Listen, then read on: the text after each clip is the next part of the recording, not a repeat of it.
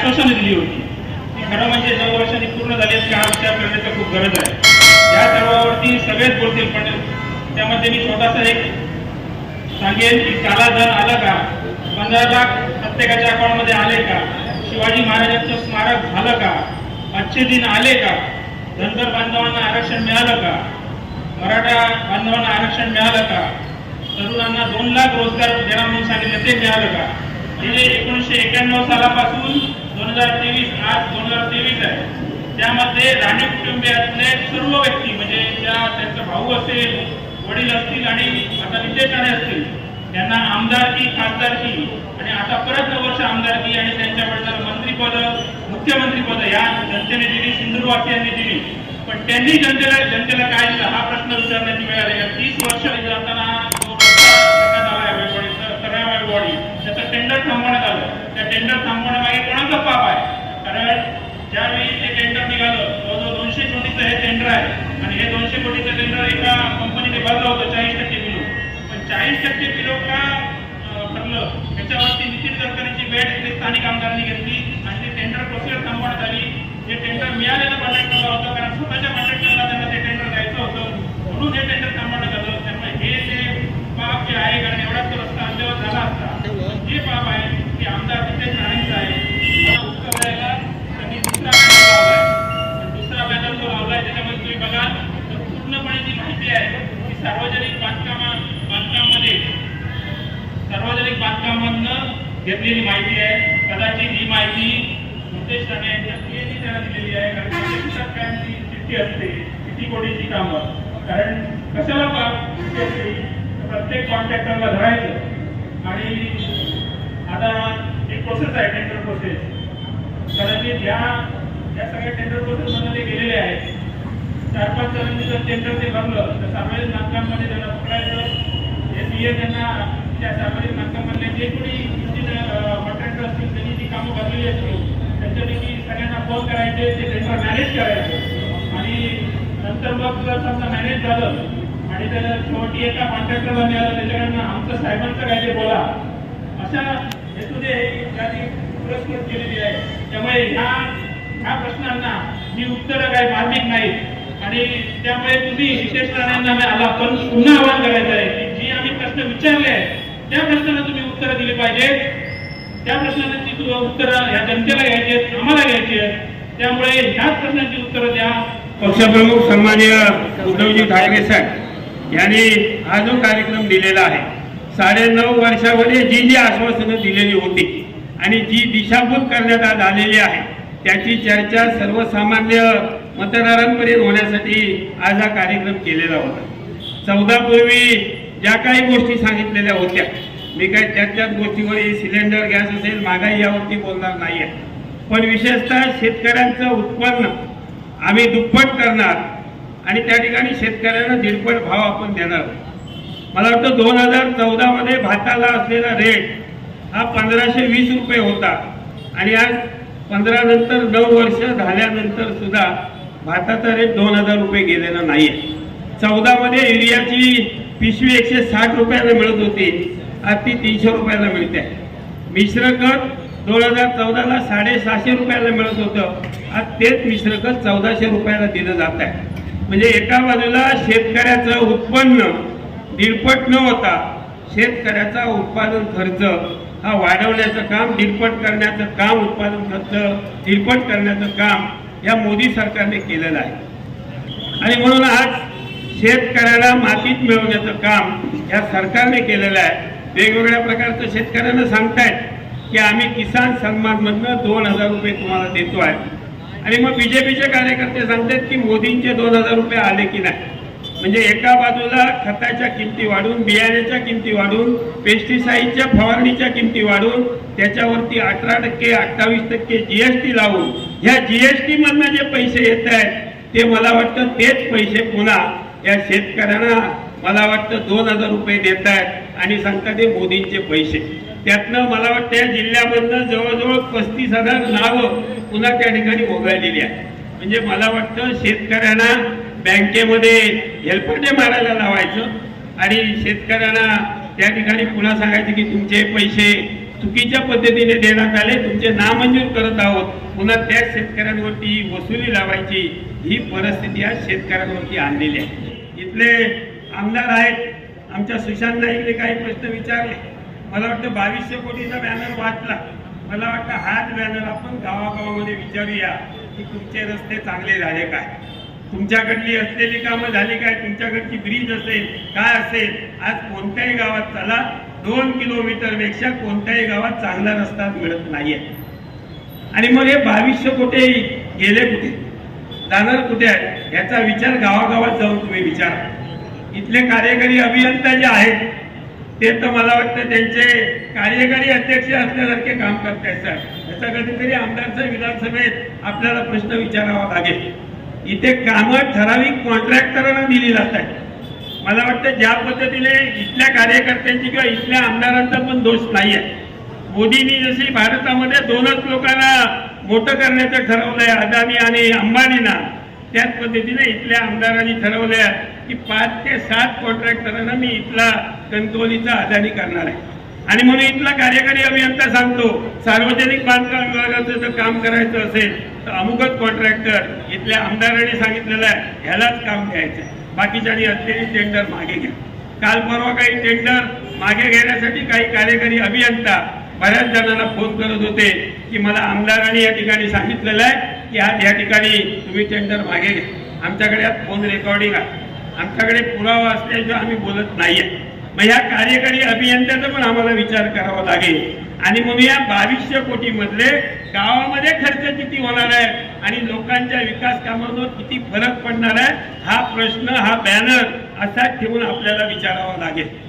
आणि हे पैसे काहीतरी असतील तरी बजेटमधनं आलेले आहे. तुमच्या आमच्यामधनं जी 2014 मध्ये सिमेंटची पिशवी 130 रुपयाला होती, आज 30 सिमेंटची पिशवी 340 रुपयाला आहे. आणि 340 वरती 28% GST आहे. या GST मधले पैसे मिळतात आणि तेच पैसे पुन्हा गावामध्ये जाऊन पुन्हा यांच्या घरात येणार आणि या घरातनं पुन्हा ही सत्ता मिळवण्यासाठी यांच्याकडनं हे वेगवेगळ्या प्रकारचे उपद्याप होणार आहेत आणि कुठेही क्वालिटीचं काम होणार नाही आहे. आयुष्यमान योजनेमध्ये हा पेशंट बसत नाहीये, त्यामुळे आम्ही काय करू शकत नाहीये.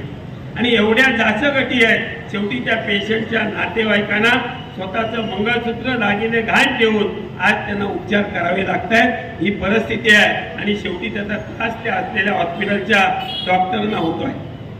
प्रत्येक ठिकाणी देवगड असेल, वैभववाडी असेल, दादागिरी करायची आणि सांगायचे ह्याच कॉन्ट्रॅक्टरला काम मिळालं पाहिजे.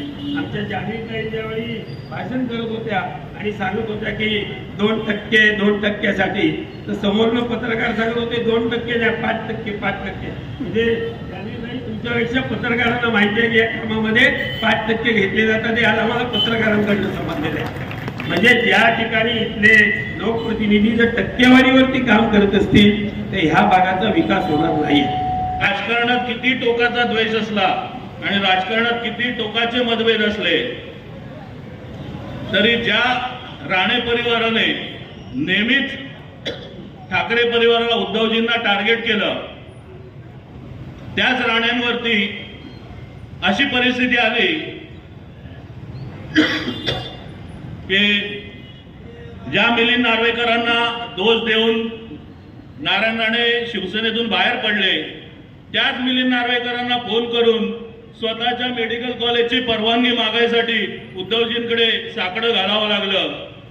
परंतु उद्धवजींनी त्या मेडिकल हॉस्पिटलला परवानगी देताना वैयक्तिक वैर बाजूला ठेवून या जिल्ह्यामध्ये एक आरोग्याची व्यवस्था तयार होते, लोकांच्या हितासाठी एक नवीन रुग्णालय होत आहे, हे पाहून सर्व वैमनस्य बाजूला ठेवून त्वरित मान्यता दिली. आणि हे काम फक्त आणि फक्त ठाकरे परिवारच करू शकतो.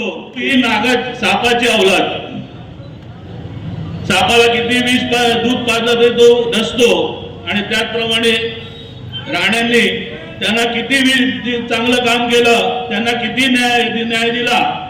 त्यावेळेला त्यांनी सांगितलं तर आम्हाला भाजपने न्याय नाही दिला, तुम्ही तरी द्या. उद्धवजींनी ते केलं. परंतु पुन्हा हे रे माझ्या मागल्या, भारतीय जनता पक्षामध्ये काहीतरी आपल्या पदरात पडलं पाहिजे म्हणून पुन्हा उद्धवजींवरती आसूड उगवायला सुरुवात केली, खोटे नाटे आरोप करायला सुरुवात केली. या भागातला टिल्ले आमदार हा नेहमीच विकासाच्या गोष्टी करतो. सकाळी उठल्यावर संजय राऊतांच्यावरती बोलतो, उद्धवजींवर बोलतो, पण स्वतःच्या मतदारसंघाकडे दुर्लक्ष. फक्त टक्केवारी जमा करायला या मतदारसंघात येतो. तिन्ही तालुक्यात बैठका घेतो ते फक्त कमिशन घ्यायसाठी, विकासासाठी नाही. किती निधी आला आणि माझे काय आणि ते मला कधी मिळणार एवढाच त्याचा विश्वास असतो. आणि सकाळी सकाळी फक्त देवेंद्रजींची भलामण करायची. आपले कसं तरी पुढे आपलं बसतात हे भारतीय जनता बसलं पाहिजे. कारण भारतीय जनता पक्षाचा जो जुना कार्यकर्ता आहे, जो संघाचा कार्यकर्ता आहे, तो आजही त्यांच्या बरोबर नाहीये. त्याच्यामुळे कुठेतरी आपली बस्तान जाऊ नये, आपली बैठक राहिली पाहिजे, आपली आमदारकी टिकली पाहिजे. म्हणून रोज सकाळचा कार्यक्रम त्याचा चालू असतो. उद्योगधंदे या जिल्ह्यात आलेले नाहीत, पण राणे केंद्रीय मंत्री झाले, पण प्रहारमध्ये त्यांचं भाडं चालू झालं, त्यांचं ऑफिस चालू झालं तिथे MSEBचं. म्हणजे यांनी जे काय करायचं ते पहिलं आपल्या घरात आणि मग जनतेला मिळेल नाही मिळेल ते पुढची गोष्ट. तर आता हीच संधी आहे की यांना यांची जागा दाखवा. आपली स्वतःची आमदारकी टिकवायला भारतीय जनता पक्षामध्ये जाऊन ईडीची चौकशी थांबवून स्वतःचं पितळ उघडं होऊ नये यासाठी राणे परिवार तिकडे गेलेला आहे. खरं तर गेल्या 9 वर्षामध्ये मोदी सरकार सत्तेमध्ये येताना त्याने जी आश्वासनं दिली होती, मग चाय पे चर्चा असून देत, वेगवेगळ्या ठिकाणी वेगवेगळी चर्चा असून देत, यांच्या माध्यमातून त्यांनी जी आश्वासनं दिली होती त्या आश्वासनाला आपण पण फसलो होतो, आम्ही पण फसलो होतो. आणि त्या 9 वर्षानंतर ती आश्वासन काय झालं याच्याची चर्चा करण्यासाठी हे व्यासपीठ तुम्हाला शिवसेनेच्या माध्यमातून उपलब्ध करून दिलेलं आहे. तर हे प्रत्येक सर्वसामान्य लोकांचे विषय आहे. प्रत्येक सर्वसामान्य लोकांना मग अनेक वक्त्यांनी सांगितल्याप्रमाणे महागाई असू देत, गॅस असू देत, पेट्रोल असू देत, डिझेल असू देत, बेरोजगारी असू देत, हे विषय आता या विषयांचं काय झालं.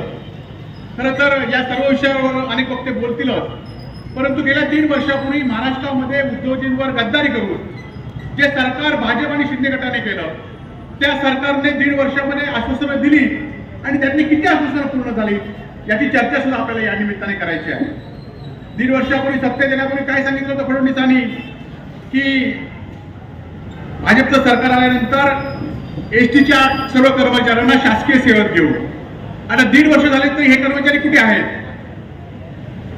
पहिल्या कॅबिनेटमध्ये मराठा आणि धनगर समाजाला आरक्षण देऊ. आता 1.5 वर्ष झाले तरी मराठा समाजाला आणि धनगर समाजाला आरक्षण कुठे आहे याची चर्चा आपल्याला या ठिकाणी करायची आहे.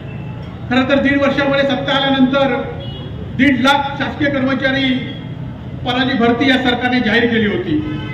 आता 1.5 वर्षानंतर हे शासकीय कर्मचाऱ्यांची भरती आता सरकार म्हणते की आमच्याकडे पैसे नाहीत आणि म्हणून ह्या भरत्या आम्हाला कॉन्ट्रॅक्ट पद्धतीने करायच्या आहे. खरं तर या जिल्ह्यामध्ये राज्यामध्ये तलाठी परीक्षा झाली. तुमच्या आमच्या कुटुंबातल्या 10 लाख लोकांनी या परीक्षेमध्ये अर्ज भरले. 1,500 रुपये परीक्षेची फी भरली. एकेका जिल्ह्यातील तरुणाचं परीक्षा केंद्र कुठे औरंगाबाद, कुठे कोल्हापूर या ठिकाणी झालं.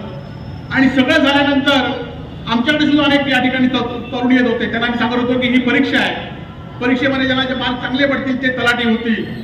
परंतु ज्या दिवशी परीक्षेचा पहिला पेपर झाला आणि पहिल्या तासातच 10-15 लाख रुपये देऊन हा परीक्षेचा पहिला पेपर या ठिकाणी फुटला. आणि त्यामुळे ही तुमच्या आमच्यातल्या तरुणांची खरं तर ही फसवणूक झालेली आहे. आज ह्या परीक्षा घेणारे कोण आहेत. परीक्षा जरी शासकीय असली तरी परीक्षा घेणारे हे खासगीच आहेत. आज सुद्धा शासनाने 1.5 लाख पदांना कंत्राटी पद्धतीने या ठिकाणी भरती करण्याचा ठेका कोणाला दिला असेल तो 9 कंपन्यांना शासनाने जाहीर केला. त्यातल्या अनेक कंपन्या भाजपच्या आमदारांच्या आहेत, भाजपच्या उद्योगपतींच्या आहेत. एक तर कंपनी प्रसाद लाड यांची आहे, जे प्रसाद लाडांची सुद्धा आज एसटी मध्ये सिक्युरिटी आहे. 5-5 वर्ष या ठिकाणी पगार मिळाले नाही. आज MSEB मध्ये सुद्धा कंत्राटी पदं, तलाठी कंत्राटी पदं. आज आपल्या जिल्ह्यामध्ये अनेक वर्षाच्या शाळा आहेत. काही शाळांना 100 वर्ष झालेली आहेत. आणि या शाळा जवळजवळ 434 शाळा या जिल्ह्यातल्या शाळा बंद होत चाललेल्या आहेत. खरं तर या संदर्भात आम्ही जूनमध्ये आंदोलन केलं की आमच्या शाळा बंद होता कामा नये, शिक्षकांमध्ये शाळा बंद होता कामा नये.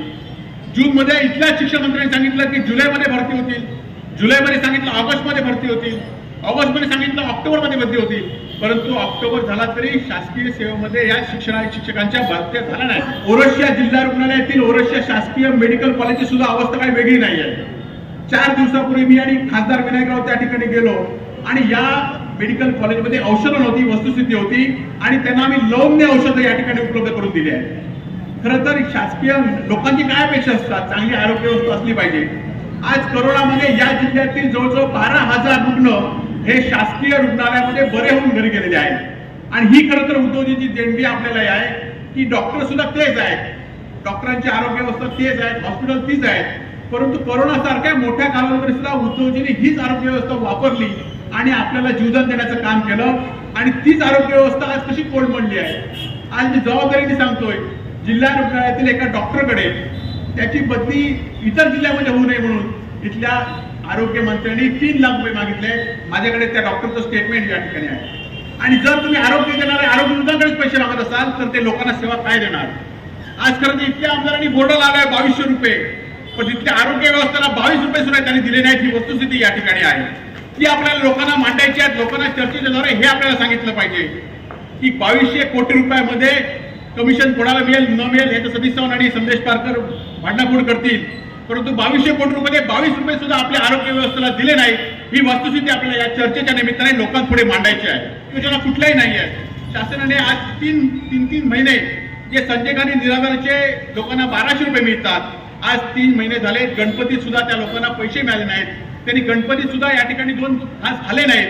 ही वस्तुस्थिती आहे. असं असताना शासन आपल्या दारी प्रोग्राम जाहीर केला. आज प्रोग्रामला जाहीर केल्यानंतर या प्रोग्रामला मंडप घातला. त्या मंडपाला आमच्या जिल्हा नियोजन मधून 1 कोटी रुपये दिले. त्याचं पत्र माझ्याकडे आहे. तिची घरघर व्यवस्था होते आणि या एसटी मधनं या लोकांना, जिल्ह्यातील लोकांना एसटीतनं घेऊन गेले आणि एसटीचे 90 लाख रुपये एसटीच्या डीसीचं माझ्याकडे पत्र आहे की एसटीच्या 90 लाख रुपये सिंधुदुर्ग जिल्ह्यातल्या एसटी नियंत्रकाचे जिल्हाधिकारी आणि जिल्हा नियोजन अधिकारी हे 90 लाख रुपये द्यायचे ही वस्तुस्थिती आहे. अरे तुम्ही 2 कोटी रुपये देऊन तुमच्या योजना लोकांपर्यंत पोहोचण्यासाठी, तुम्हाला भाषण करण्यासाठी 2 कोटी रुपये तुम्ही खर्च करता, पण आरोग्यासाठी तुम्ही 2 रुपये देत नाही. ही वस्तुस्थिती या ठिकाणी आहे. ही आपल्याला आली पाहिजे. महिन्याभरापूर्वी आपण बघितलं असाल की या जिल्ह्यामध्ये खरं तर परप्रांतीयांना घालवा अशी भूमिका असताना आज भाजपने जिल्ह्यामध्ये परप्रांतीयांचं संघटना स्थापन केली. खरं तर हे परप्रांतीय कोण आहेत? कोण बेकरीवाले आहेत, कोण टायरवाले आहेत, कोण बटर विकणारे आहेत, कोण मासे विकणारे आहेत. हे रोजगार कोणता काढतायत, रोजगार आपला चिंतायत आणि त्यांची संघटना कोणी स्थापन केली तर भाजपने स्थापन केली. आता टीव्ही बघितला की भारतातल्या 2 कोटी लोकांना घरं देतो म्हणून सांगितली. या कणकवली शहरातल्या गेल्या 2 वर्षामध्ये एका तरी माणसाला घर मिळालं काय? या कलमट मधल्या एका तरी माणसाला घर मिळालं काय? याची खरी तर चर्चा या चर्चेच्या निमित्ताने लोकांपुढे गेली पाहिजे. मोदींनी सांगितलं की हर घर झेंडा लागला पाहिजे. लोकांनी आत्मीयतेने झेंडा लावला, परंतु झेंड्याचे पैसे असतील ते झेंडे कुठनं आले? झेंडे सुरतवरून आले. झेंड्याचे पैसे कोणी दिले? प्रत्येक ग्रामपंचायतीने दिले. आता ह्या वर्षी मात्र मोदींनी सांगितलं हर घर झेंडा. आज या ठिकाणी जिल्ह्यातल्या एकाही घरावर झेंडा लागला नाही. ही वस्तुस्थिती आहे आणि त्याची चर्चा आपल्याला निमित्ताने या ठिकाणी करायची. आम्ही मोफत या ठिकाणी गाड्या सोडल्या, मोफत गाड्या सोडल्यात, परंतु त्या ज्या दिवा गाडीने लोक 2 वर्षापूर्वी 4 वर्षापूर्वी फक्त 55 रुपयामध्ये मुंबईमध्ये जात होते, त्या दिवा गाडीचं तिकीट किती झालं आहे? 210 रुपये तिकीट कणकवलीपासून दिव्यामध्ये झालं आहे. याची चर्चा या निमित्ताने आपल्या लोकांपुढे करायचं आहे. काल 2 दिवसापूर्वी झाली, परंतु काही ठिकाणी आम्हाला प्रश्न विचारला, काही लोक आले. आमच्यासारखे कार्यकर्ते किंवा शिवसेनेचे सगळे पदाधिकारी हे सर्वसामान्य लोकांचे पदाधिकारी आहेत. आम्ही खरं तर लोकांमध्ये जाऊन लोकांचे प्रश्न विचारतो, लोकांचे प्रश्न समजावू आणि त्यांना उत्तर देण्याची जबाबदारी ही आमची आहे आणि ती आम्ही निश्चित पाळू. आम्ही पळणारे आमदार नाही आहोत. आम्ही 50 कोटी घेऊन पुढे गुवाहाटीला गेलो नाही. आम्ही तुमच्यासारखे आम्ही पुढे ईडीच्या चौकशा झाल्यात, सत्ता दिली म्हणून या ठिकाणी भाजपमध्ये गेलो नाही, तर आम्ही लोकांमधले आमदार आहोत. ज्या ज्या ठिकाणी अन्याय होईल त्या ठिकाणी आमदार म्हणून आम्ही पहिले जाऊ. तुमच्यासारखे कन्नडीमध्ये एखाद्या कार्यकर्त्याला मारहाण झाली, तुम्ही 2 दिवस तिकडे गेलात नाही, 2 दिवस तुम्ही मुंबईला पळालात. ही वस्तुस्थिती लोकांपुढे आहे. होऊ दे चर्चा, विचारा प्रश्न. या अभियानाच्या निमित्तानं संपूर्ण जिल्हाभर, संपूर्ण महाराष्ट्रभर हे आंदोलन अशाच पद्धतीनं गावागावामध्ये, मोठ्या शहरांमध्ये त्या ठिकाणी सुरू आहे. खरं तर गेली 9 वर्ष भारतीय जनता पार्टीचं सरकार या देशामध्ये आणि गेली 9 वर्ष जवळजवळ निव्वळ जनतेच्या डोळ्यात धूळफेक करण्याचं काम, या देशातल्या जनतेची फसवणूक करण्याचं काम भारतीय जनता पार्टीच्या नेतृत्वाखाली सुरू आहे. खरं ज्या पद्धतीनं भारतीय जनता पार्टीचा जो जनतेच्या फसवणुकीचा इतिहास आहे, ज्या पद्धतीनं भारतीय जनता पार्टीची वाटचाल ही अहंकार मुक्तीकडे त्या ठिकाणी आहे. भारतीय जनता पार्टीचे नेते सातत्यानं बेताल वक्तव्य ही या देशामध्ये, या महाराष्ट्रामध्ये करतात आणि म्हणून याचा सगळा जनतेमध्ये संताप आहे, जनतेमध्ये चीड आहे, जनतेमध्ये उद्रेक आहे आणि म्हणून या प्रश्नाला वाचा फोडण्याच्या करता अशा प्रकारचं हे अभियान आम्ही या ठिकाणी आयोजित केलं. 2014ला ज्यावेळी काँग्रेसचं सरकार या देशामध्ये होतं त्यावेळी या देशातलं पेट्रोल हे जवळजवळ 50 ते 60 रुपये लिटर प्रमाणे होतं. आज त्याचा भाव जवळजवळ 110 रुपयावर गेलेला.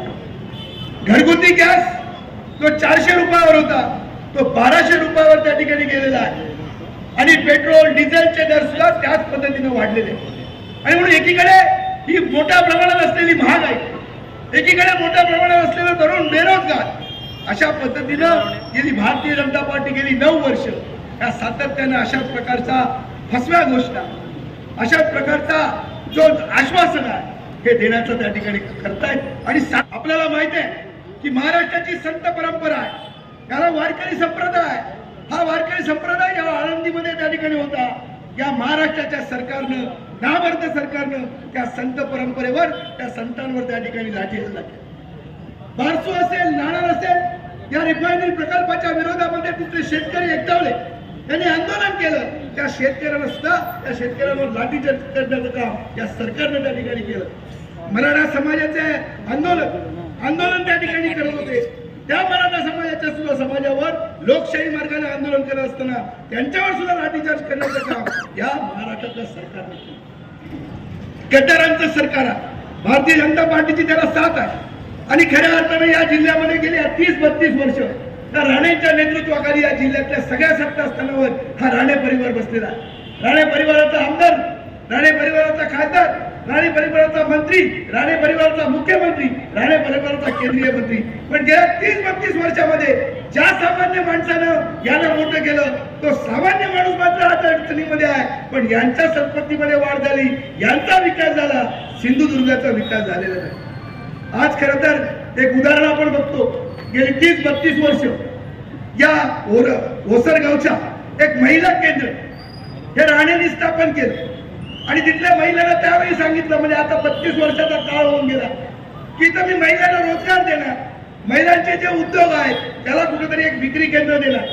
30-32 वर्षामध्ये त्या ओसरगावमध्ये कुठलाही त्या ठिकाणी बदल झालेला नाही, कुठल्या महिलेला रोजगार मिळाला नाही, कुठे त्या ठिकाणी विक्री केंद्र झालेलं नाही आणि त्या ठिकाणी आपल्या एक स्वतःची व्यक्तिगत प्रॉपर्टी म्हणून त्या ठिकाणी आज बघितलं तर हॉटेल, दुसरे व्यवसाय सुरू आहेत. आणि आज परत एकदा त्याच पद्धतीनं महिलांना डोळ्यात धुळपेट करण्याचं काम, तशाच पद्धतीचा महिलाचा मेळावा त्या ठिकाणी घेऊन 30 वर्षात आपण महिलांची फसवणूक केली. आता पुन्हा एकदा आपण त्या ठिकाणी त्यांना फसवण्याचं काम करताय. कुठंतरी या सगळ्याच्या विरोधामध्ये एक संतापाची लाट त्या ठिकाणी आहे. आणि खरं तर कार्यकारी अभियंता जर आपण आपल्या वर्तनामध्ये सुधारणा करत नसाल तर शिवसेना स्टाईलने आपल्याला त्या ठिकाणी उत्तर द्यावं लागेल. आणि जी काही मक्तेदारी आपण चालवलेली आहे, जो काही आपण धंदा त्या ठिकाणी सुरू केलेला आहे, हा धंदा त्या ठिकाणी बंद करण्याची ताकद शिवसैनिकांमध्ये आहे. आणि म्हणून जर आपण आपल्या वर्तनामध्ये सुधारणा करा आणि जर करत नसाल तर येत्या काही दिवसात तुम्हाला शिवसेना याचं उत्तर त्या ठिकाणी देणार. एक नौटंकीबाज आमदार याच मतदारसंघामध्ये आहे आणि म्हणून आपल्या समोर आव्हान आहे की या मतदारसंघावर पुन्हा एकदा शिवसेनेचा भगवा हा आपण फडकावला पाहिजे आणि म्हणून त्याच्यासाठी मेहनत घ्या. देशामधली परिस्थिती, या राज्यामधली परिस्थिती, जे असं महाराष्ट्रात जे सरकार आलेलं आहे त्या सरकारने आपल्यावर लादलेले नियम, या सगळ्याची चर्चा सर्वसामान्य जनतेमध्ये व्हायला पाहिजे. आपल्याला मध्ये धान्य काय मिळते, आपल्या त्याच्यानंतर पेट्रोल काय आहे, आपली गॅस कशी मिळते, हे सगळे प्रश्न आहेत. हे प्रश्न 2014 पासून ते 2023 पर्यंत त्याची रक्कम किती वाढली आणि ही कोणी वाढवली आणि कोणामुळे वाढली, या सगळ्याची चर्चा आपण या माध्यमातून सामान्यतः सामान्य माणसाला गाव पातळीवरती, जिल्हा पातळीवरती, इतर सर्व याच्यावरती व्हायला पाहिजे. शिवसेना आणि भारतीय जनता पक्ष 2014 मध्ये एक असताना या देशाचे पंतप्रधान जे पंतप्रधान नरेंद्र मोदी साहेब यांनी त्या ठिकाणी असं सांगितलं की नाही भाईओ बहिणो, मैं देश के लिए कुर्बान हूं, देशामध्ये मी गरिबी आहे ती मी त्या लोकांना सगळ्यांना न्याय देईन, तुम्हाला एवढे पैसे तुमच्या बँकेत टाकेन, एवढ्यात जे चोर लोक गेलेले आहेत त्या चोरांना पकडून आणेन, त्या यांना डाऊनला घेऊन येईन. ही सगळ्याच्या ज्या त्यांनी सांगितलं त्यावेळी आपला सामान्य माणसाचा विश्वास काय, अरे अमको करताना बरा, मग आपण त्याच्याच जरा पाठी म्हणून देऊया. त्यांच्या मागे पाठबळ आपण उभे केलं. आदरणीय उद्धवजी बाळासाहेब त्यांचे आदर्श घेऊन आपण त्यांच्या पाठीशी उभे राहिलो. पण खऱ्या अर्थानं त्यांनी ह्या देशामध्ये ज्या पद्धतीनं हा देश चालवलाय त्या पद्धतीनं हा देश हुकुमशाहीकडे चाललाय. अरे पंतप्रधान म्हणत या देशात काय झालं नाही, मग तुम्ही विकता काय, रेल्वे विकलीत, विमानतळं विकलीत, हे आली कुठून, तुम्ही काय गुजरातवरनं घेऊन आले होते काय? जनतेने विचारलं पाहिजे ना, ही तुमची प्रॉपर्टी खाजगी आहे का? ही प्रॉपर्टी या देशाची आहे, हे देशाने निर्माण केलेली आहे, ती तुम्ही आता मोडकळीच आणली आहे, विकायला काढलेली आहे. मग अशा परिस्थितीत आपला देश ज्या पद्धतीनं याने देश लुटायची परिस्थिती आणलेली आहे ते कुठेतरी थांबलं पाहिजे. म्हणून येणाऱ्या 24 निवडणूक येणार, लोकसभेची निवडणूक येणार आहे, विधानसभेच्या निवडणूक येणार आहेत, त्यासाठी आपल्याला लोकांना जागृत करायचं. आता ह्या सर्व मंडळी सांगितलं की सरकारी कर्मचारी आहेत ते कॉन्ट्रॅक्ट पद्धतीने घेणार आहेत. मी कामगार पुढारी आहे, कामगार क्षेत्रात काम करतो. कॉन्ट्रॅक्टवरती असणारा कामगार, टेम्पररी असणारा कामगार, त्याला परमनंट देण्याचं काम माझं आहे.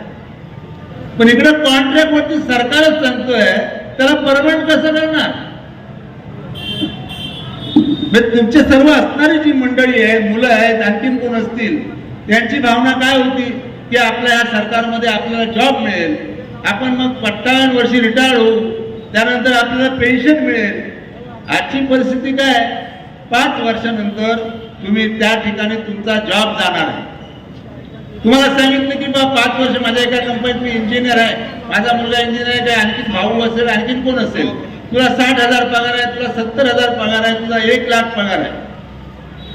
5 वर्षाचं कॉन्ट्रॅक्ट संपलं, तुम्हाला सांगितलं आता माझ्याकडे काम नाही, मी काम देईन तुला, पण तुला 60 देतो, तुला 60 नाही देणार, मग तुला 40 देईल. करणार आहेस का सांग? त्याच्या आयुष्यातली 5 वर्ष संपलीत. बांधवानं बघून पत्रकारांनो विचार करा, तुम्ही ही बातमी तुम्ही विचार करायला पाहिजे सर्वसामान्य माणसाची. म्हणून या सगळ्या देशामध्ये अशा प्रकारच्या त्यांनी सांगितले 2 कोटी लोकांना नोकऱ्या देणार. कुठून नोकऱ्या देणार तुम्ही? या महाराष्ट्रातलं सरकार आलंय त्या ज्या आपल्या सरकार उद्धव साहेबांनी ज्यावेळेला आपले मुख्यमंत्री त्यावेळेला जे आपण कारखाने आणलेत, जे इथे जे उद्योजक आणले होते त्यांना गुजरातला पाठवलं गेलं. तुम्ही एका शब्दाने बोललेत नाही.